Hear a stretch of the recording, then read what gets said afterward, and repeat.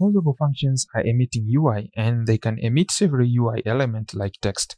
If no instruction is provided on how to arrange the UI element will be stuck on top of each other. The solution for this is to use layouts that provide instruction to arrange its children. In this video, we are going to speak about column layout component. Now let's dive in Android Studio and mess around with columns. Jetpack Compose provides a collection of standard layouts components that are ready to use, including rows, columns, and box. Now, a column arranges UI elements in a vertically sequenced format.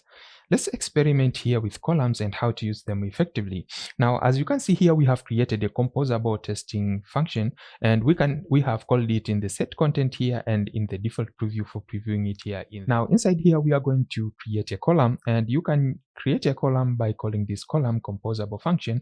And inside here now, this is the press here, you can pass the parameters, and inside here is the column scope where you can pass in composable functions. So if we hover around here, and inside here we are going to create surfaces so that we can visually see how we can use these columns in our project. Let's try here and see this first here inside, and we can try to press Ctrl+Shift+F5 to rebuild our project to see these surfaces which we have added here. And the surface here, we have the modifiers, and these modifiers have given us a size of 200, and we have a color of red here and blue and green. Now this one is our preview for now.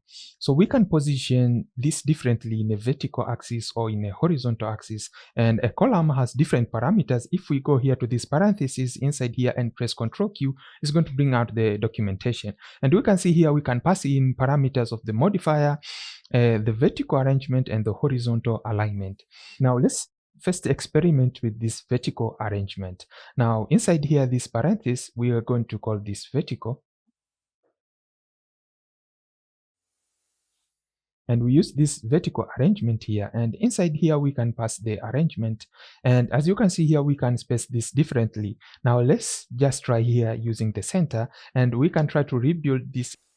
Now, as you have seen here, there is nothing which has changed visually. So why is this happening? I've tried to run it in the app, and in order to see this, you can see that this has not been changed anywhere, and it has been in the same position. And this is happening because that the column by default is going to wrap its size depending on the size of its children. So right now here, the column size is just the same as the width and height of all of these child.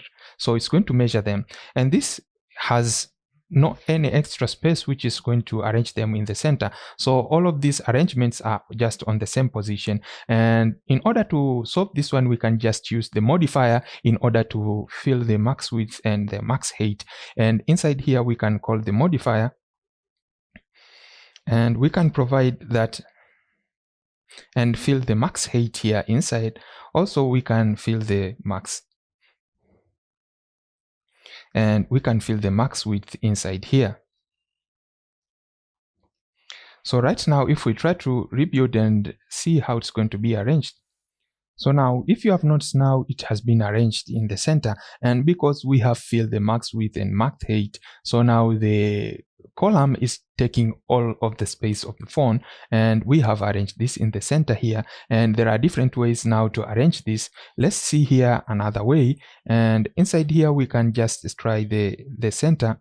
If we press Control space, and you can see that there is different ways to use this. We can try this space evenly, and this one is going to space evenly across the main axis. Now let's try this one, and we can see how it's going to be.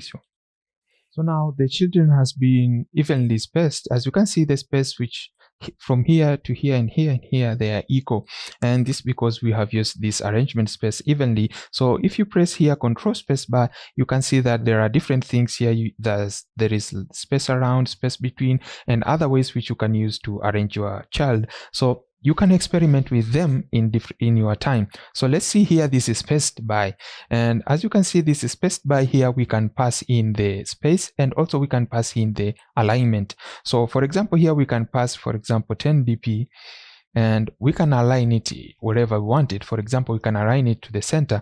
So let's try here to use the alignment. So we try, for example, here at the center. So sorry, and this one must be centered vertically.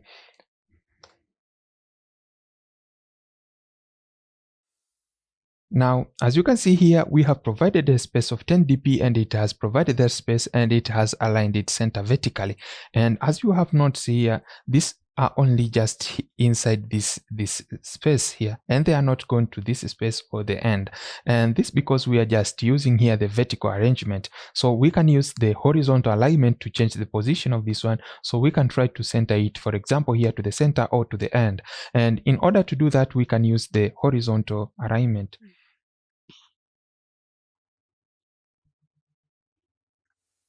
And as you can see here, we can use the horizontal alignment, and inside here now we can pass just, as you can see, we have the alignment center horizontally and start. So let's try here to center this horizontally and try to rebuild again.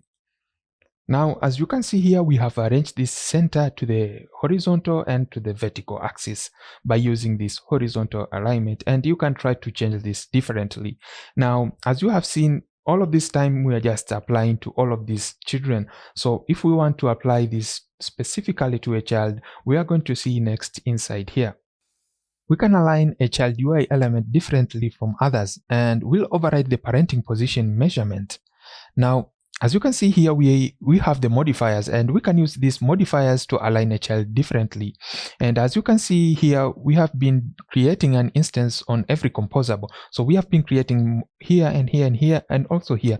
And this is not a best practice. So later in this video, I'm going to show you how you can use them effectively. So right now, let's just try to align this differently. For example, here now we can try to align this one to the end, and we can use here the align keyword, for example, and we can try to align this to the end by using the alignment.end. Now also let's try this to align it to the center. So we are going to align this, and we can just try to align this center horizontally, and also we can align this one, for example, here at the start.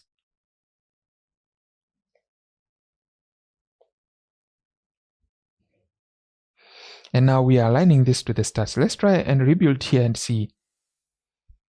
Now, as you can see here, it has been positioned differently. So this one has been at the end, center, and this one has been at the start. So you can use these modifiers here to create any UI which you wish by using these columns. So right now, let's fix up the problems of just creating different instances of these modifiers on different surfaces. And this is the best practice which Jetpack Compose recommend on using this way. So now let's fix these problems of these modifiers, of creating different instances of these modifiers. And inside here, we are going to this composable, and we're going to create here a parameter, and we're going to call this modifier. And this modifier, we are going to assign this to a modifier which is empty here. So we can use this modifier in different ways. So we can use this in the column, and we can use it here. So let's just pass here now the modifier, and we can change it to all of these.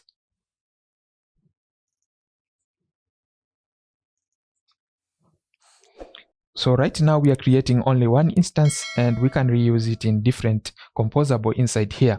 And let's leave it here. If you find this video helpful, please provide a like, and don't forget to subscribe for more videos. See you in the next video. Thank you.